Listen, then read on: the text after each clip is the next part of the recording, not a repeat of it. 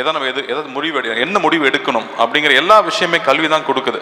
So தயவு செஞ்சு கல்வியை ஸ்ட்ராங்காக பிடிச்சிக்குங்க. இந்த வயசில் தான் நிறைய டிஸ்ட்ராக்ஷன்ஸ் இருக்கும், அதை தாண்டி அதை தைரியமாக கான்ஃபிடண்ட்டாக அதை பிடிச்சிட்டிங்கன்னா லைஃப் லாங் உங்களுக்கு பயமே இருக்காது. நான் அமெரிக்காவில் படிக்கும்போது நான் அங்கே ஏற்கனவே எனக்கு முன்னாடி போயிருந்தவங்க பெரிய தொழில் முனைவோர்கள் எல்லாருமே அரசு பள்ளியில் படித்து வந்திருந்தாங்க. அது ரொம்ப ரொம்ப அப்போ ஆச்சரியமாக இருந்துச்சு. ஆனால் இன்றைக்கி அது ஆச்சரியமாக இல்லை. அரசு பள்ளியில் படித்து வந்தவங்க தான் அங்கே பெரிய பெரிய ஆட்களாக இருந்தாங்க, அந்த எனக்கு முந்தின தலைமுறையில் இருந்தவங்களே. ஸோ எங்கேருந்து ஆரம்பிக்கிறோங்கிறது முடிவில்லை, ஆனால் கல்வி பிடிச்சிட்டா இங்கே வாழ்க்கையே மாறிடும், சமூகமே மாறிடுங்கிறத கண்ணு முன்னாடி நாங்கள் பார்த்துட்டே இருக்கோம் ஒவ்வொரு வருஷமும்.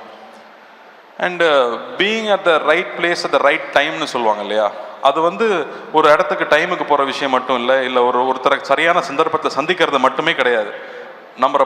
நம்ம பிறக்கிற காலகட்டம், நம்ம மாணவனாக இருக்கிற காலகட்டம், நம்ம வளர்கிற காலகட்டத்தில் நம்மளை சுற்றி என்ன நடக்குதுங்கிறது ரொம்ப முக்கியமான ஒரு விஷயமா இருக்குது.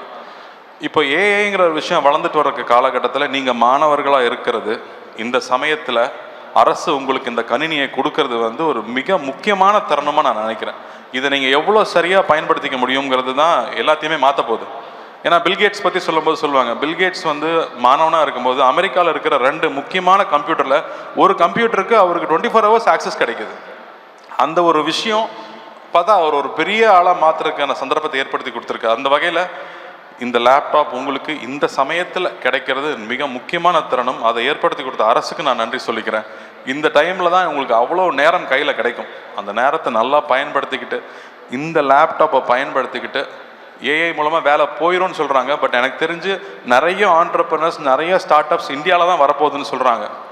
ஸோ நிச்சயமாக இன்னும் புது ஜாப்ஸ் உங்களால் நிறைய க்ரியேட் பண்ண முடியும்னு நான் நம்புகிறேன். வாழ்த்துக்கள், உங்களுடைய ஃப்யூச்சர் பிரமாதமாக இருக்கும்னு நான் நம்புகிறேன். இந்த சந்தர்ப்பத்துக்கு நன்றி, வணக்கம்.